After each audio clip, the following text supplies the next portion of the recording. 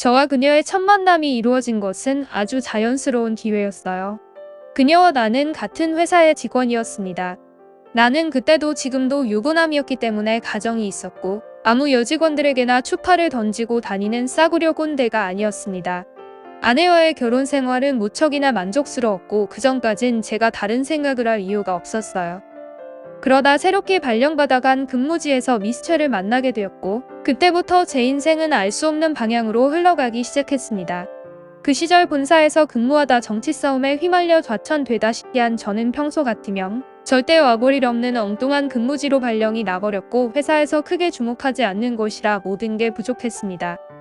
인력도 부족해서 한 번에 여러 가지 일을 수행했으며 물자도 모자라고 회사 내 지원과 관심도 없었어요. 그런 곳이지만 그곳의 부장만큼은 아주 열정적인 분이라 남직원뿐 아니라 모든 여직원들까지 야근의 잔업을 매일같이 강요받고 있었습니다.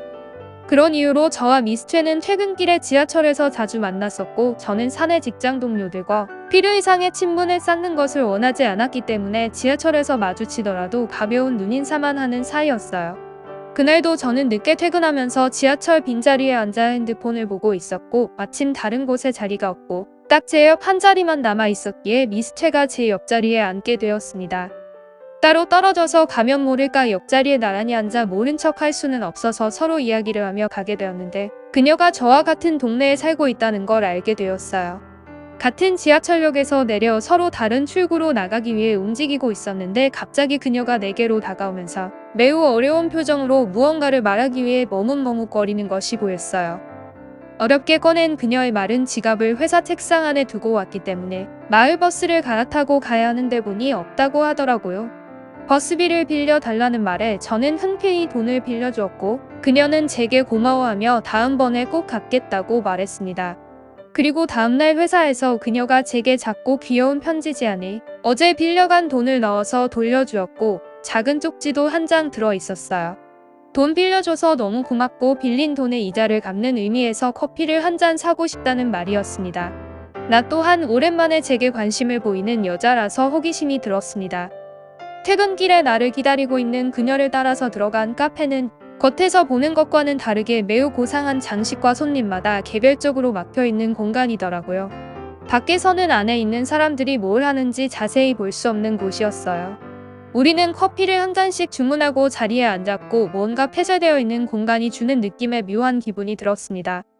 그녀가 일찍 퇴근하는 날이면 이곳에 들러서 커피 한 잔을 시켜놓고 혼자 1시간 정도 멍하니 생각을 정리하다 가는 곳이라고 했고 과연 그도 그럴 것이 커피며 분위기며 너무 좋더라고요. 아내와 결혼하기 전엔 이런 예쁜 곳을 찾아다니며 데이트를 했었는데 새로운 사람과 낯선 곳에 있으니 마음이 들뜨기 시작했어요. 처음으로 그녀의 얼굴을 정면으로 바라보며 이야기를 나누었는데 비록 약간 어두운 곳에서 보는 그녀의 얼굴이었지만 회사에서 볼 때보다 훨씬 아름답고 묘한 분위기가 있는 미인이었습니다. 나와는 10살 이상의 나이 차이가 났기 때문에 그녀는 제게 매우 공손하게 존칭어를 사용하면서 깍듯하게 대했고 나 또한 한 사람의 여자라기보단 부하 직원으로서 그녀를 존중하며 대화를 나누었어요. 그날은 정말 모처럼 즐겁게 커피를 마시며 대화를 나누었고 1시간 정도의 데이트 아닌 데이트를 마치고 둘이 함께 지하철을 타고 퇴근을 했습니다. 이러한 만남이 여기서 끝난 것이 아니라 이것이 우리들의 관계를 시작하는 계기가 될 것이라고는 서로 생각도 하지 못했습니다. 이때 이후로 야근 없이 일찍 퇴근하는 날이면 종종 미스채와 만나 카페에 들러서 커피를 마시는 날이 많아졌고 그녀 또한 나와의 대화를 통해 자기 또래들보다 성숙하고 안락한 분위기가 좋다는 말로 내게 관심을 표현하고 좋은 관계를 유지하게 되었어요. 저는 점점 그녀의 미소와 매력에 빠져들어갔고 그녀조차도 제게서 중년 남성의 여유와 포근함이 매력적이라고 말을 했습니다.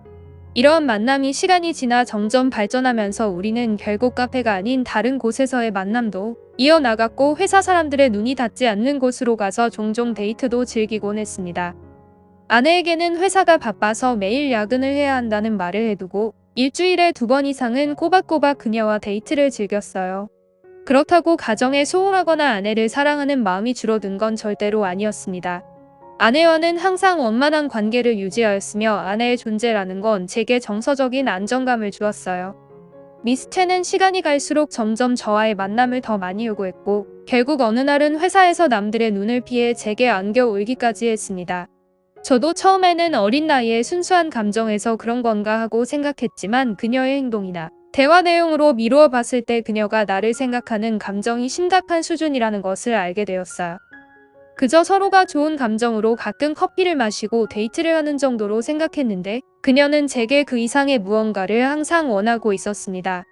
하지만 저는 가정을 포기할 생각은 전혀 없었기 때문에 미스채가 원하는 것을 절대로 들어줄 수 없었어요. 그녀를 타이르고 정신 차리라고 아무리 이야기해봤자 소용이 없었고 이대로 가다가는 우리 관계의 끝은 파멸 뿐이었습니다. 점점 그녀가 무서워지기 시작했고 저는 회사의 다른 부서로 보내달라고 매일같이 요구하기 시작했어요. 마침 본사에서 정치 싸움이 어느 정도 끝나고 저를 다시 불러들이는 덕분에 미스채와 떨어져 있을 수 있었어요. 그때는 정말로 미스채가 너무 부담스럽고 무섭기 때문에 잘됐다는 생각뿐이었습니다. 아내에게 너무 미안한 마음도 들었고 어차피 이루어질 수 없는 사이라면 더 늦기 전에 빨리 정리하는 게 맞다는 생각이었어요. 제가 본사로 다시 발령이 난 이후로도 미스채는 저희 동네 지하철역에서 자주 마주치게 되었고 만날 때마다 제게 안겨 눈물을 흘리는 바람에 상당히 곤란한 적이 한두 번이 아니었습니다. 동네 사람들 중에 혹시라도 저를 아는 사람을 만날까봐 무서웠고 결국 어쩔 수 없이 몇 년 만에 다시 제 차를 끌고 출근을 했습니다.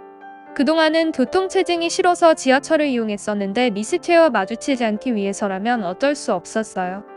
제 차를 타고 출퇴근을 하기 시작한 뒤로 저는 미스채를 다시 만날 수 없었고 시간이 꽤 많이 지난 지금은 아마도 미스채도 다른 남자를 만났을 거라 생각합니다. 서로 간의 좋은 마음은 확인할 수 있었지만 좋은 관계로 발전하기에는 제가 이미 가정이 있는 유부남이라 어쩔 수 없었네요. 그 뒤로 지금까지 열심히 회사 생활을 하고 있고 다른 어떤 여직원과도 사적인 대화를 절대로 나누지 않고 있습니다.